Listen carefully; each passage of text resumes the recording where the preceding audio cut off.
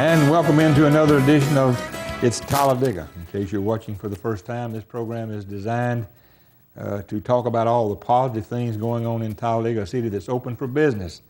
And we are open for business. A lot of good things going on in and around Talladega, a lot of businesses opening, a lot of groundbreakings, and just so much good things are going on. Recently, Alabama Institute broke ground for a music center or a music hall, band hall, or whatever they want to call it. It's going to be named after Mr. Pappy Lander. And we're just honored that this school is in Talladega, and this music building is going to be great for Talladega. We knew Pappy, and a lot of folks through the years have graduated from the Alabama Institute for Deaf and Blind. And we have one here today that went to AIB, Alabama Institute for the Blind. And I don't think he knew Pappy as such, but he knew of him. And Jim Bob Rutland, everybody knows Mr. Jim Bob Rutland. He started going to school here at a very early age. We'll talk about that. And I think you're going to enjoy this program. Jim Bob was on our program several years ago, a couple of years ago. And everyone said, have him back on there. And we have got him back on. He's a world traveler.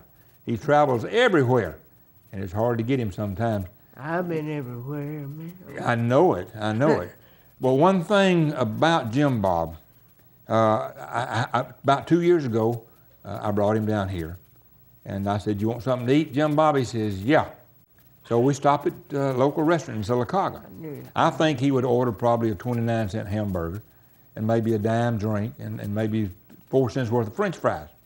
No, the biggest jacks, biggest drink, biggest fries. I mean, he's not but 5'4". 4'5".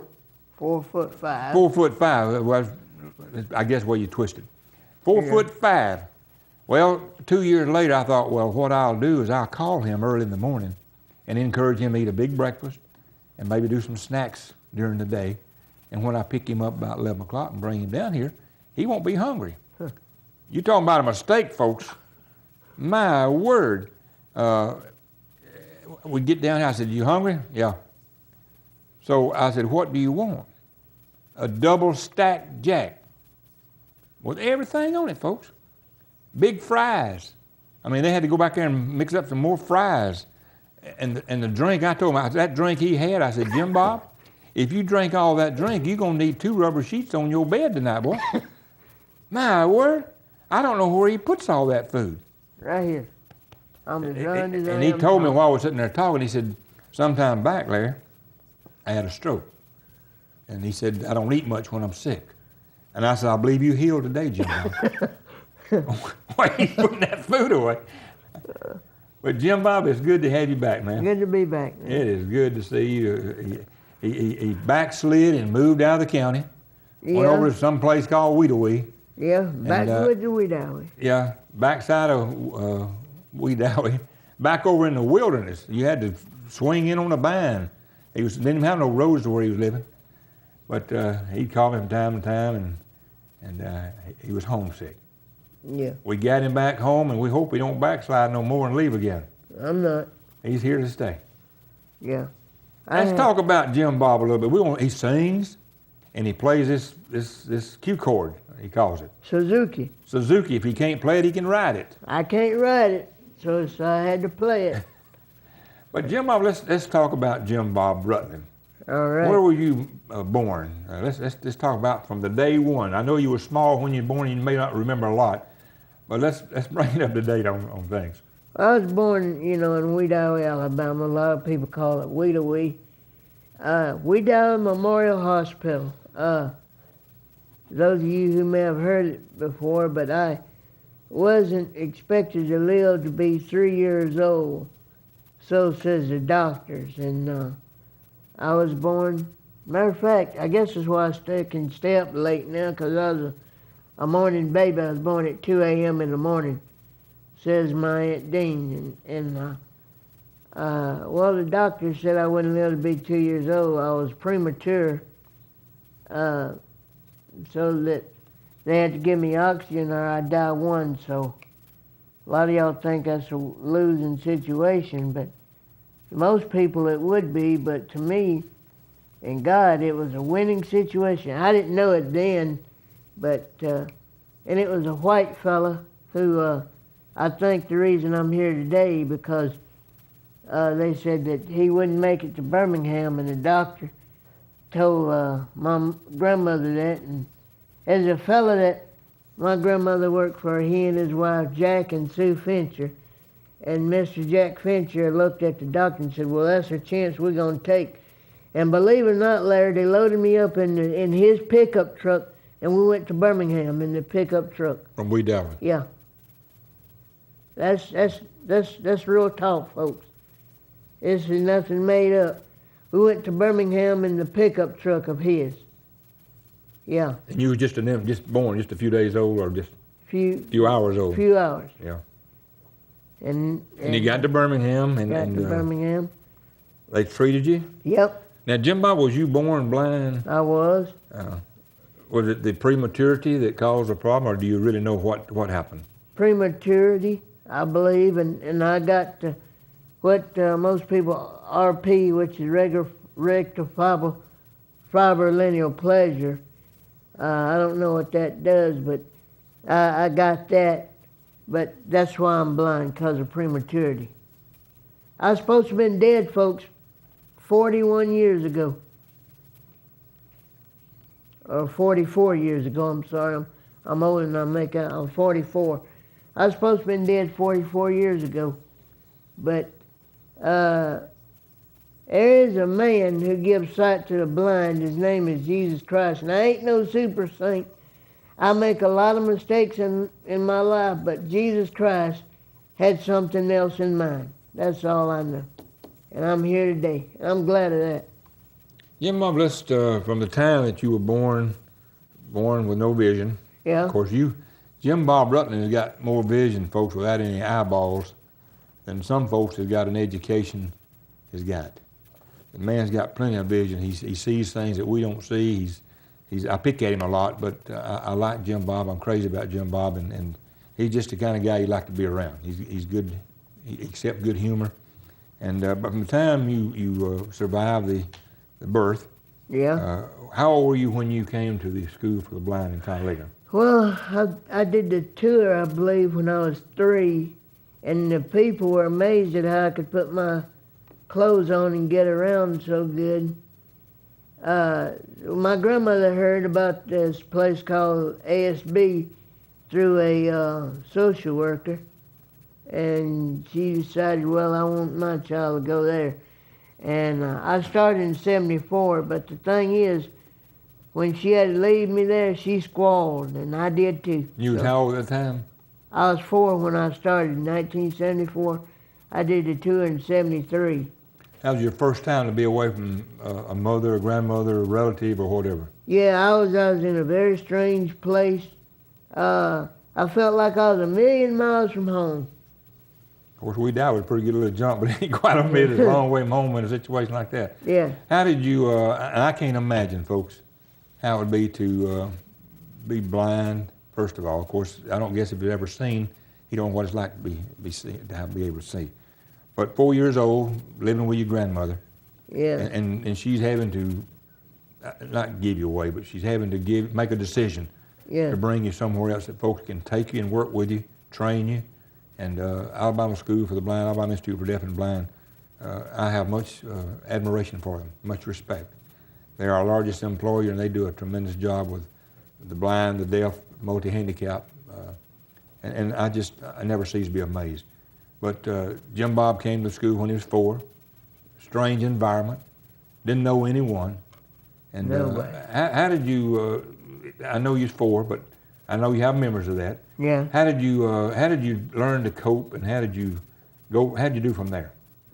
Well, I tell you, Larry, it was kind of rough. But see, with God, sometimes you go through some stuff, and you don't know how it's going to turn out. I cried a lot, and it turned out okay. I had people let me know that things was all right. And things was okay. And then I got home from school in the summer. See, this is 75. We were talking about a year before, but this is 75 now.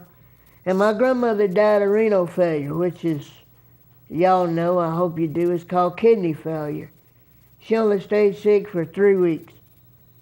And when she died, boy, I hope I can get through this, but when she died, I told her these words. I said, Grandma, me and you supposed to go see Granddaddy together, but you left me down here. Mm. It has to be traumatic. Yeah. How old was you at that age? I was 5 then. 5 at that time. I remember her death like it was yesterday. And my heart gets a little heavy. And I ask God nowadays, I know what to do now. When I feel like I'm going to get upset, I ask the Lord, my heart is heavy, heal my heart. And He will. He'll do it. Jim Bob has a lot of faith, folks. He's very opinionated about his belief in God. And it's just an honor to be around a guy like this. Jim Bob, when your grandmother passed away, you came back to school. Yeah. And I guess did you have any family living at that after your grandmother passed away that cared, not necessarily cared about you, but come see and check on you? Or? Well, funny thing, because see, my Aunt Dean picked up where Your grandmother left. See, Grandma is the one that I credit for introducing me to God anyway. I didn't know it at the time, but my grandmother taught me about praying, how to talk to God. She used to tell me all the time, Jim Bob, when I do wrong, Jim Bob, God don't like ugly, And she taught me about God, and I'm no super saint. I'm not trying to be. I'm just trying to tell you how good God is to me. And maybe you can experience Him for yourself. And my Aunt Dean picked up where she left off. My grandmother is in the presence of the Lord right now, and I believe she's watching me, and I believe she's proud. You think she's got a big screen TV that she's sitting there watching you on TV? Yeah. That's great. When you came back to school, did you graduate from AIB? Yeah, in '89, which is a pretty good year for me. I got to tell you this, had a principal, his name was Ronnie Garrett, and you could set your watch by what he would tell you. I mean, he'd tell you every year around band practice time when the concert came around, it was about 2 days before the concert we was doing, and we'd be practicing, and he'd show up at the band hall or either auditorium, and he'd say, boys and girls, you're at ASB, you need to act like you're professional, sit up in your chair, don't be a crossing your legs, and don't be a picking your nose. That was running for you. And that was a lifelong lesson. Yeah, it really was. So you sit up in your chair straight and you don't pick your nose on television? No, I just picked this. No, I don't. Just pick that little cue cord. Yeah. You graduated. Did you work at the industry for the blind at all? Yeah, I worked there for a while. It was a pretty good place. And how long did you stay there? Off and on altogether about 25 years at least. That speaks well for you, and it speaks well for the industry, the person that stayed there that long. It does. Yeah, and you retired from the School for the Blind. Yeah, well, I graduated from I'm sorry, you graduated, you retired from industry for the blind, I'm sorry. Yeah, he gets all tongue twisted. I do. Sometimes when you stand up, folks, your mind sits down. And in the presence of Jim Bob, he's easy to get you confused, I guarantee you. I didn't get you confused, you're just old. I can. He's right. How did you get involved in? I know you're talking about music. Did you learn to play in the school here, or how did you pick this up? I did. I learned in the school band, and what did you play in the band? Biggest instrument there was. Well, I started off with a E-flat horn, which is a cousin to the French horn. Looks like a baby baritone. You ever seen a baritone horn? It's called the E-flat horn or a mellophone, and I played that. Horn bigger than you. Yeah, but then I decided, I want to play something big. I want to play something with bass. I said, Mr. Campbell, Ellis Campbell, yeah, who died. He passed away recently. Yeah. I said, let's see that tuba. He says, okay. And, well, Willie Marshall was playing the tuba at one time. And I could fit in the bell of that thing. I didn't weigh but 65 pounds playing the tuba. That's no joke. I weighed 65 pounds playing the tuba. But before I played it, though, he put my head in the bell, and he went around and blew the thing, and it scared me. I said, Lord have mercy. Yeah. And from there, when did you learn to play the Q chord? The Q chord, well, there's another teacher, Ruth Reeves, had a omnichord, and she showed it to me one day. And she showed me about these buttons and where the buttons were and what they were. And I said, and let me play it, and I picked up on it from there. All this is just a digital auto harp, and that's how I learned to play the omnichord. This is a Q chord, but that's how I learned to play an omnichord anyway, by playing an auto harp. My mother used to have an auto harp back when I was just a small boy, 5, 6 years old, 7 years old. Yes. And it had buttons that you mashed, and you got buttons there, but this was sort of a different type. It was more of a manual thing, not electronic. Right. And she could play pretty good on that thing. Yeah, Maybelle Carter, yeah. I played a auto harp, Oscar Schmitz, I think was the name of it. It had like buttons on the hood, like on a typewriter. That's how I learned to play this thing here. You can't write it, but you play it. I'm just trying to think of anything else we need to share with the folks. When you went back to Wedower recently, yeah, and you decided you want to come back and live in Talladega. I did. And we're just glad to have you back.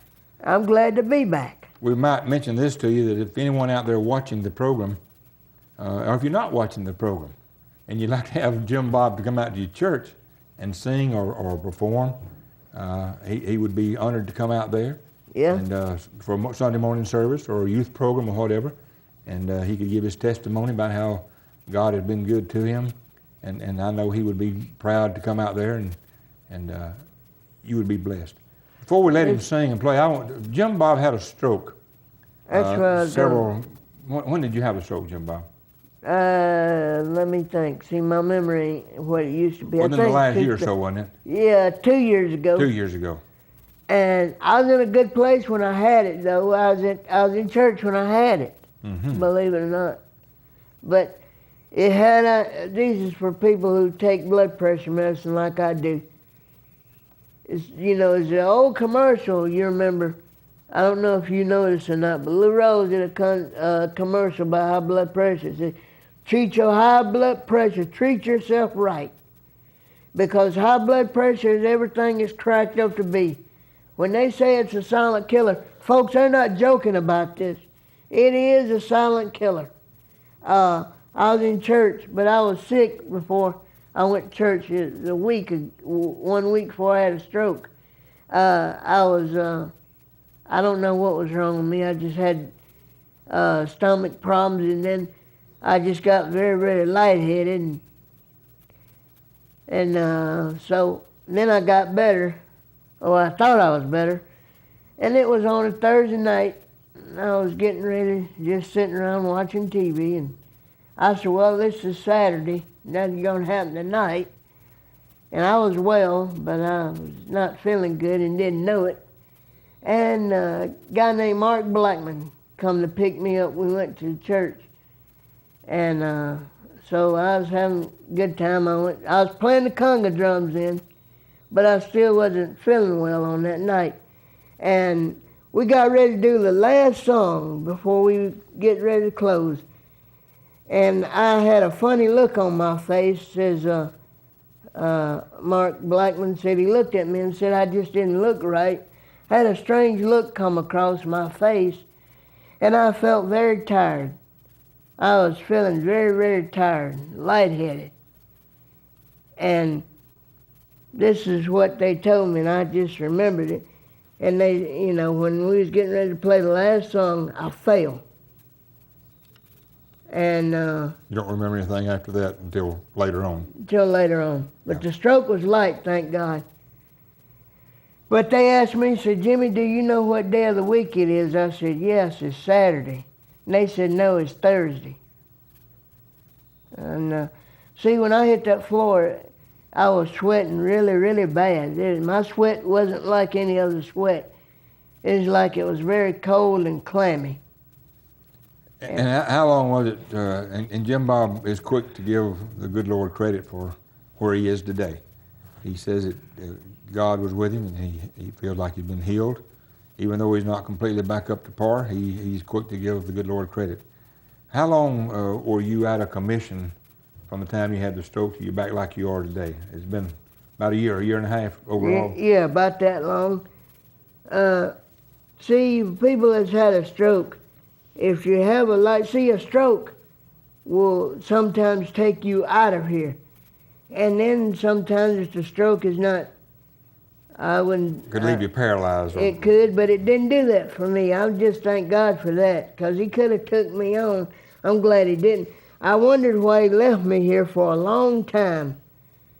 And my mother said, I hope I can get through this, but my mother said, every time she looked at me, Larry, I was crying, because I thought I was going to die within 2 or 3 days.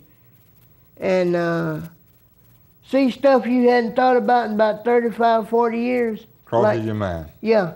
Flashbacks, they call it. Yeah. I thought about my grandmother and granddaddy a whole lot. And I said, I think I'm going to die, Mom.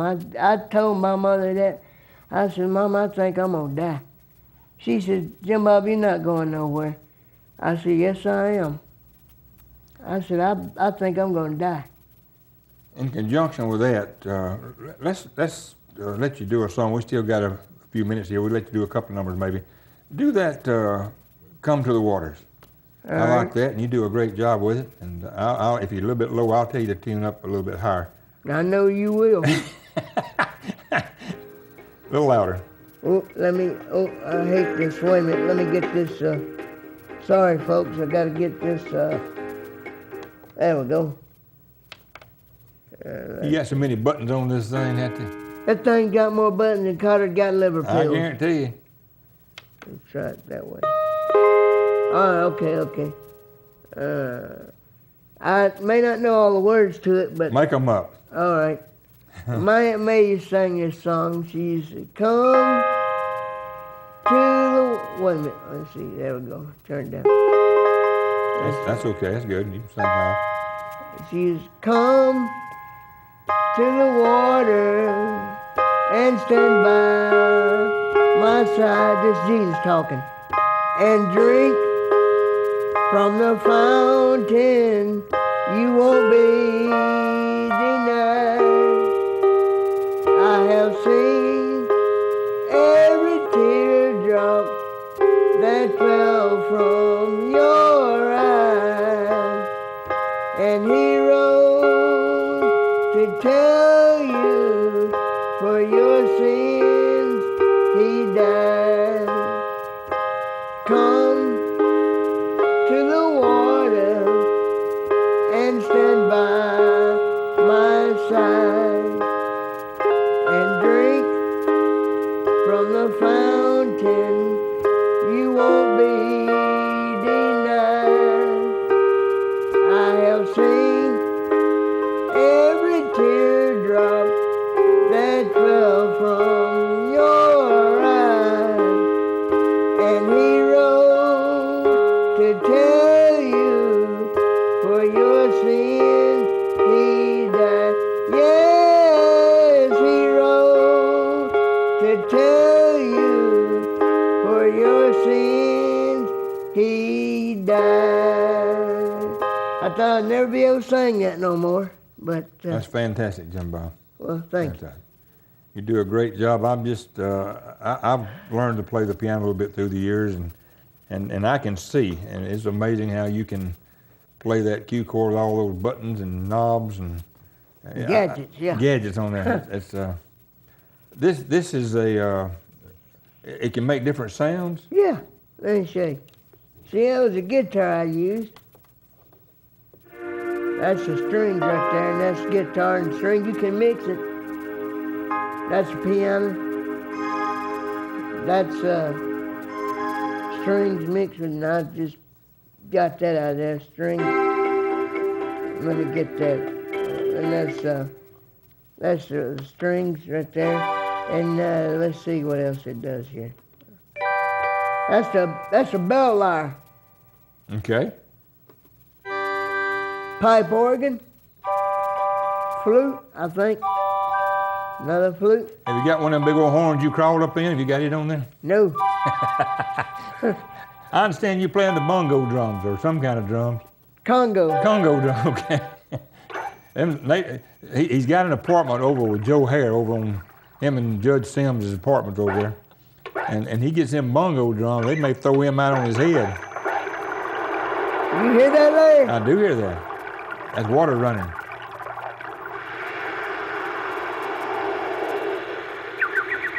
Birds singing. Yeah. See, this thing can do that too. That's amazing, Jim Bob. Huh? That's amazing. Yeah. What, are you retired now? Yeah. Living over on, I can't remember the name of the apartments. 200 West McMillan, Pines Apartment. Pines number Apartment. one. Pines Apartment, right across from the Veterans Park. Yeah. And he's in number one. He's the chief cook and bottle washer there. And he's in a good apartment complex. He got a nice place to stay. Yeah. And let me emphasize again, if you can use Jim Bob for your morning service or youth service or whatever service for a special event, you can get in touch with Jim Bob. I don't know if he wants to give his phone number out on the airway or not, but you can contact me, and I'll be glad to get in touch with him for you. He's, folks, and I'm saying this a little bit sort of tongue-in-cheek, and we talked about it before we came. We were driving down here, and I asked him if he'd ever been married, and he said no. And I said, have you ever had a girlfriend? And I think at one time maybe he got a little serious, but it didn't work out. So if there's any ladies out there, Oh, boy. that is looking for a husband that can sing and play to you, and he loves to eat, he'll enjoy your cooking. All you got to do is send me an application Oh, my with God. some money in it. And He wants money. I'll take the money, and I'll see that Jim Bob gets the application. And Jim Bob would make you a good husband. And we might could get Shotgun to sing at the wedding. Who is Shotgun? He's the guy you sing. Everybody knows Shotgun. You don't know Shotgun? No. Where have you been all my life? Who is Shotgun? Shotgun Giddens sang with our singing group for 900 years. Him and my wife and another guy, and he sang with the Pioneer Quartet. I'm surprised that you don't know Shotgun. I'm disappointed. Well, why Shotgun you got that is look saying on it- your face like that for? Shotgun is sang at every birth, every marriage, every wedding, a marriage, And every funeral. and every funeral. Everybody in Clay County knows Shotgun Giddens, and I'm disappointed that the one person in the whole world that don't know Shotgun. And next time he's in town, I'm going to have to introduce him to him. But in all seriousness, folks, Jim Bob is available now, ladies. I'm serious about that. If you'd like to take Jim Bob out on a Saturday night day, be prepared to have a little bit of money because he can eat. I have my own money. You might want to take her out then. Yeah. But it's been an honor to have Jim Bob with us. We've got another minute or so. Jim Bob, we want you to go off the air playing that Meeting in the Air. All right. Well, let me tell you, God is very good to me. Let me tell you, Larry, while I still got time. You got about a minute. Well, God has been better to me than I've been to myself. I tell you, God is just so good. Here we go. God is just good to me.